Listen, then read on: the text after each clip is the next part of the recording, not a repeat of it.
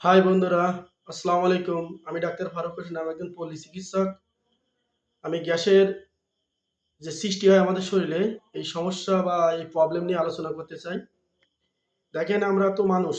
আমরা বাংলাদেশের প্রতিটা মানুষই আমরা রান্না করা খাদ্য বা কুক করা খাদ্য খাই। এই খাদ্য খাওয়ার ফলে আমাদের শরীরে মূলত গ্যাসের সৃষ্টি হয়। এছাড়াও অনেকগুলো কারণ থাকে, যার কারণে আমাদের প্রতিনিয়ত আমাদের শরীরে গ্যাস সৃষ্টি হয়। এবং আমরা বিভিন্নভাবে বিভিন্ন উপায়ে ঔষধের মাধ্যমে এবং বিভিন্ন খাদ্য খাবার গ্রহণ করে আমরা গ্যাস নিয়ন্ত্রণ করার চেষ্টা করি। কিন্তু ১ম এ ভাবতে হবে, আমি একজন মানুষ, আমি তো সামাজিক জীব, সমাজে বসবাস করি। আমার শরীরে গ্যাস হচ্ছে কি জন্য? এবং গ্যাস যে কারণে সৃষ্টি হয়, যদি আমরা তার কারণটা এবং আমার কারণে যেটা সৃষ্টি হচ্ছে সেটাকে যদি আমরা ডমিনেট করতে পারি, তাহলে আমাদের শরীর ভালো রাখা সম্ভব, সুস্থ জীবনযাপন করা সম্ভব। বর্তমান সময়ে আমরা বাংলাদেশে যারাই যে যেখানে বসবাস করি না কেন, আমাদের মূল সমস্যা হচ্ছে পানি এবং তেল। আমাদের বাংলাদেশের পানিতে পর্যাপ্ত পরিমাণে থাকে হচ্ছে আপনার আয়রন, যেটা মাত্রা অতিরিক্ত। অনেক ক্ষেত্রে পানিতে আবার আর্সেনিকও থাকে। এক কথায় আমরা যে পানি পান করি, এই পানিটা যদি স্বাস্থ্যসম্মত না হয়, সেক্ষেত্রে আমাদের মূল বডির তো ৭৫% পানি দ্বারা গঠিত, সেখানে আমাদের গ্যাস সৃষ্টি হয়। আমরা প্রতিনিয়ত যে চলাফেরা করি, খাদ্য গ্রহণ করি, তার ফলেও আমাদের শরীরে পর্যাপ্ত পরিমাণে গ্যাস সৃষ্টি হয়। আমরা ব্যস্ততার কারণে আমাদের আম খাওয়ার লাঞ্চ টাইম, সকালবেলায় আমরা যে নাস্তা করি সেটার টাইম অনেকটা কি বলা যায় যে অসামঞ্জস্য হয়ে যায়। আমাদের বডি এবং আমাদের সময় কাজের সঙ্গে যায় না। সেক্ষেত্রে আমাদের গ্যাসটা বেশি পরিমাণ হয়। আমরা যদি সকালের নাস্তা অত্যন্ত ভারী খাদ্য, তেলে ভাজা এবং মরিচ, অধিক মরিচযুক্ত খাদ্য খাবার, বিশেষ করে শুকনা মরিচ বেশি খাই, সেক্ষেত্রে আমাদের গ্যাসটা বেশি হয়। আমরা খাওয়ার পরে যদি আমরা পর্যাপ্ত হাঁটাচলা এবং আ একটু শারীরিক কসরত না করি, আমরা ওই সময় যদি খাওয়ার পরপরই ঘুমাতে যাই, সেক্ষেত্রে আমাদের গ্যাসটা বেশি হতে পারে।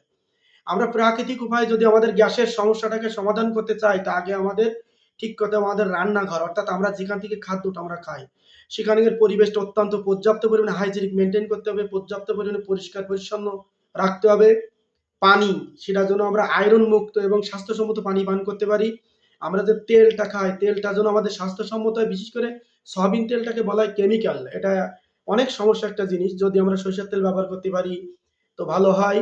এবং আমরা যদি আমাদের যে খাদ্য যেটা আছে সেটা আ যদি বিষমুক্ত, অর্থাৎ আমাদের বাজারে বা হাটে যেখান থেকে আমরা মার্কেট থেকে সবজি, তরকারি, মাছ ক্রয় করি না কেন, তার সঙ্গে পর্যাপ্ত পরিমাণে কি বলা যায় বিষক্রিয়া থাকে, সেটাকে যদি আমরা একটু রিপেয়ার করতে পারি, বাজার থেকে তরকারি কেনার পরে যদি সেটা আমরা হালকা ভিনেগার বা গরম পানিতে কিছুটা পরিমাণ চুপায় রাখি, লবণ পানিতে রাখি, সেক্ষেত্রে আমাদের ওই তরকারি এবং মাছ থেকে পর্যাপ্ত পরিমাণে যেটা আপনার কেমিক্যাল থেকে সেটা কিছুটা হলেও নিঃসরণ হওয়া সম্ভব।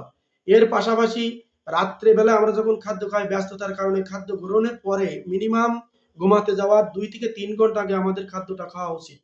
কিন্তু আমরা খাদ্য খাওয়ার পরে যদি ঘুমাতে যাই, যদি মোটে সম্ভব না হয়, সেক্ষেত্রে যেন আমরা ১৫ মিনিট হাঁটাচলা করার পরে তারপর যেন আমরা বেডে যাই এবং আমরা ঘুমানোর আগে পর্যাপ্ত যাতে ঘুম হয় সেজন্য আমরা মোবাইল ব্যবহার এবং টিভি দেখা থেকে যেন বিরত থাকি এবং আমরা আ পর্যাপ্ত পরিমাণে যেন পানি পান করতে পারি, এটাও আমাদের খেয়াল রাখতে হবে।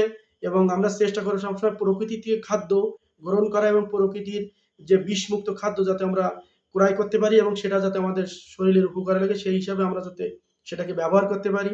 এর পরবর্তীতেও যদি আমাদের এগুলো মেইনটেইন করার পরেও যদি আমরা দেখি আমাদের গ্যাস কোনো অবস্থায় নিয়ন্ত্রণে আসছে না, সেক্ষেত্রে আমরা একজন আ গ্যাস্ট্রো লিভারের ডাক্তার কিংবা একজন এমবিবিএস ডাক্তারের শরণাপন্ন হয়ে পরীক্ষা-নিরীক্ষার মাধ্যমে সেটার সমস্যার সমাধান করার চেষ্টা করি। ধন্যবাদ সকলকে। আসসালামু আলাইকুম ওয়া রাহমাতুল্লাহ।